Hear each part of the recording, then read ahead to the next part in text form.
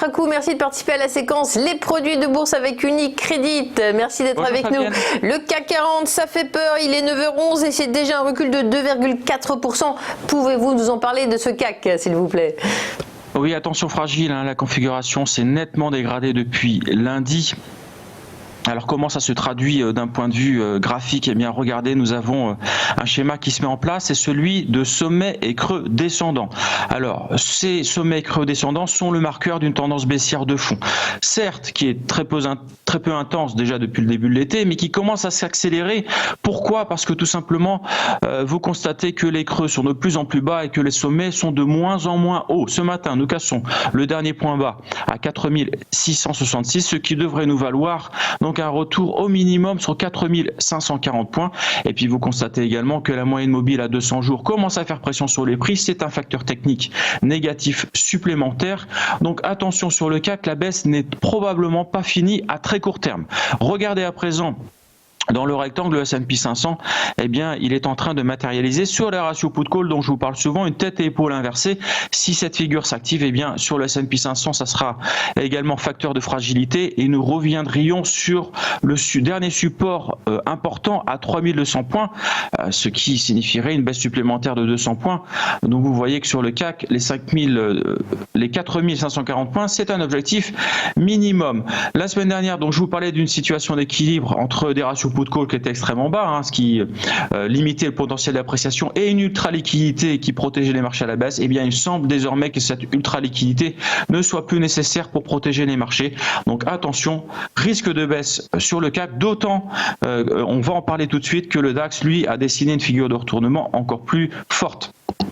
Merci, on passe maintenant effectivement à l'Allemagne où Angela Merkel l'a dit, chaque jour compte. On s'attend à une annonce sur un reconfinement et également outre-Rhin, n'est-ce pas ? Oui, le marché est pris de court par cette flambée de la pandémie et ces reconfinements qui se présentent dans la plupart des pays européens.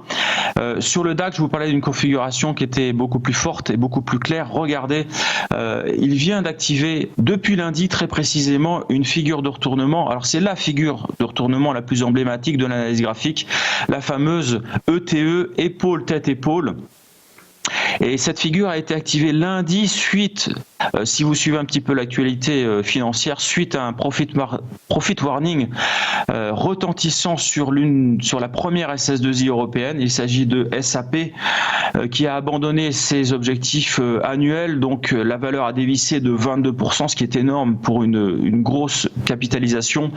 Et ce profit warning a déclenché donc la tête et épaule sur le DAX, pas n'importe comment, puisqu'en plus cette figure s'est activée à l'aide d'un gap avec des volumes en nette augmentation.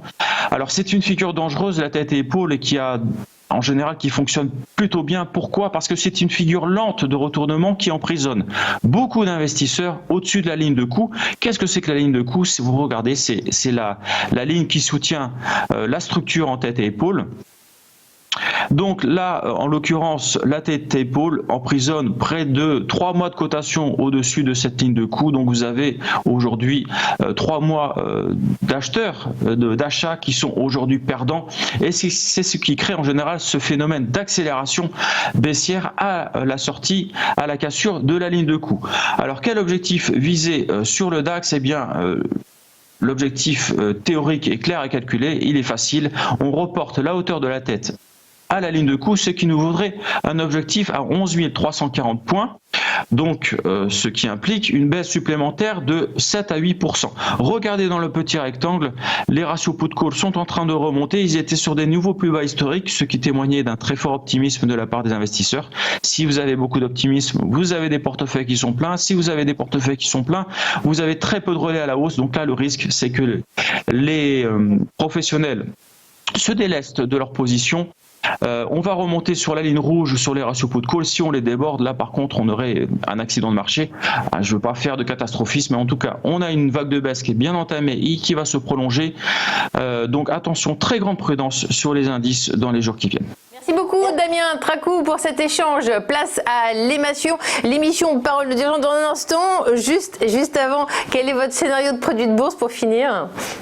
Eh bien, donc si c'est bien la baisse qui l'emporte, Fabienne, je propose de choisir le put 0454T, avec une échéance au 18 mars 2021 pour un prix d'exercice à 12 000 points. Si c'est la hausse qui l'emporte, c'est-à-dire si par exemple le gap dont je vous parlais à l'instant est comblé, eh bien choisissez le call 7816T avec une échéance au 17 décembre 2020 pour un prix d'exercice à 12 000 points.